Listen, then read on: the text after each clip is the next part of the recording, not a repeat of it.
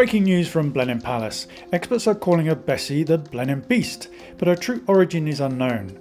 It's believed that the creature moved in during the winter pausing of the Lake Dredge. When we returned to the Queen's Pool to carry out the second phase of the dredging works, we noticed some strange happenings and going on within the lake.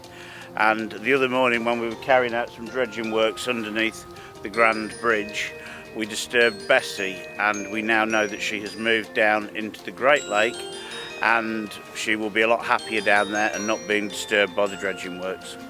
We are thrilled that Bessie has decided to make Blenheim her home. It's clearly evidence that our lake dredge and restoring our SSSI has done wonders for habitat here, and we are going to encourage all of our visitors to keep a good lookout and see if they can see her. As Simon said, she's now moved into the Great Lakes. We've got lots of opportunity to look at her and see if we can find her while we crack on with the lake dredge in the Queen Pool.